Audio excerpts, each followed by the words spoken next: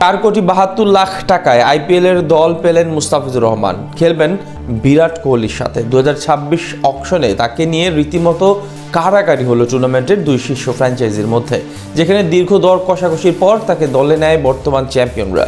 IPL নিলামে মুস্তাফিজের এই দল পাওয়ার আসল ঘটনা নিয়ে বিস্তারিত রিপোর্ট। আইপিএলে মুস্তাফিজুর রহমান খেলবেন বিরাট কোহলির দলে।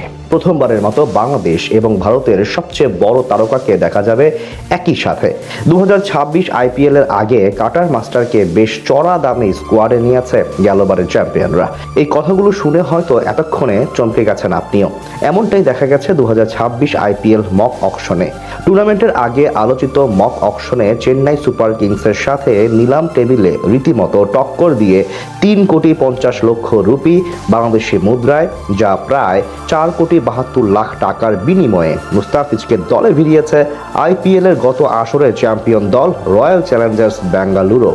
2016 সালে ডেভিড ওয়ার্নারের নেতৃত্বাধীন সানরাইজ হায়দ্রাবাদের জার্সিতে অভিষেক হয়েছিল দ্য ফিজের।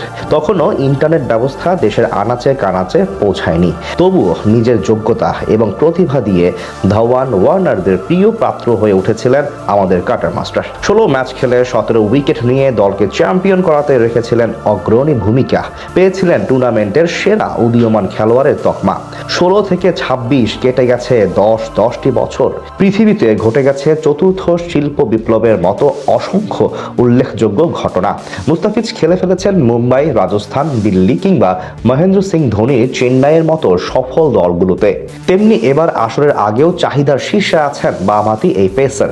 বল হাতে দুর্দান্ত সময় পার করার সুবাদে তার দিকে নজর রেখেছে বেশ কিছু ফ্র্যাঞ্চাইজি, যার আগাম বার্তা পাওয়া গেল মক অকশনে। প্রতি বছরের ন্যায় এই বছরেও আইপিএল মক নিলাম অনুষ্ঠিত হয় ভারতীয় কিংবদন্তি অলরাউন্ডার রবিচন্দ্রন অশ্বিনের ইউটিউব চ্যানেলে।